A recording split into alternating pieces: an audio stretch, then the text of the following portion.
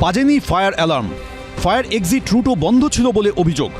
দমকলের উদ্ধার কাজ যখন শুরু হয়েছে ততক্ষণে বড়সড় ক্ষতি হয়ে গেছে। বীরভূমের তারাপীঠের হোটেলে ঘুমের ঘড়ি ঝলসে দম আটকে মৃত্যু হয়েছে 9 জনের। হোটেলে অগ্নিকাণ্ডের এই ঘটনায় পদে পদে উঠেছে গাফিলতির অভিযোগ। এই ঘটনায় আগেই বিদেশিনী হোটেলের মালিকের ছেলে কল্যাণ পালকে গ্রেফতার করেছিল তারাপীঠ থানা। এবার গ্রেফতার করা হলো হোটেলের মালিক প্রবীর কুমার পালকে।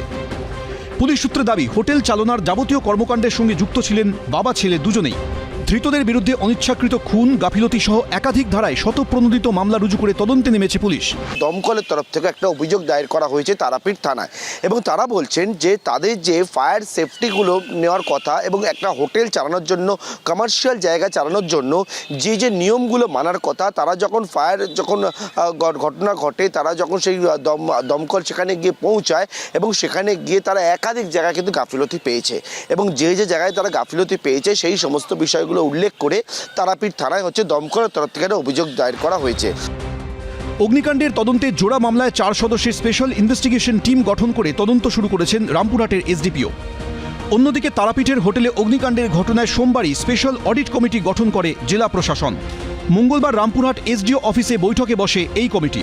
সূত্রের খবর, এই বৈঠকে সিদ্ধান্ত নেওয়া হয় 10 দিনের মধ্যে তারাপীঠ জুড়ে প্রায় 400-র বেশি হোটেলে পরিদর্শন করবে এই কমিটি। কোন হোটেলে কী পরিস্থিতি, সেখানকার অগ্নি নির্বাপন ব্যবস্থা কেমন, স্মোক অ্যালার্ম, ফায়ার অ্যালার্ম সঠিকভাবে কাজ করছে কি, তা খতিয়ে দেখে আগামী 15 দিনের মধ্যে রিপোর্ট জমা দিতে হবে জেলা শাসকের কাছে। 5টা টিমের ফরমেশন করছি।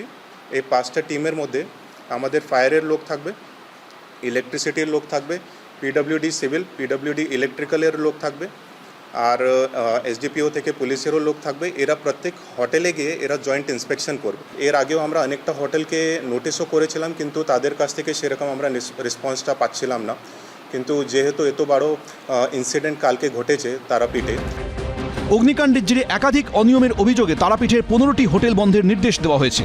সোমবার বিধ্বংসী আগুনে ঝলসে মৃত্যু হয়েছে যে 9 জনের, তাদের মধ্যে ছিল মেঘালয়ের একই পরিবারের 5 জন।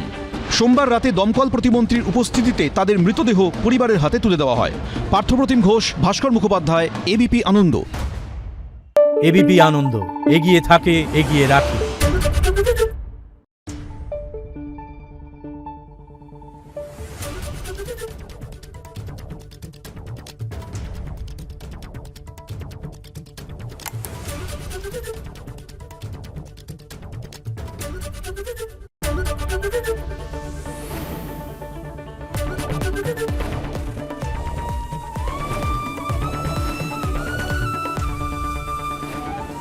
এবিপি আনন্দ, এগিয়ে থাকে, এগিয়ে রাখে।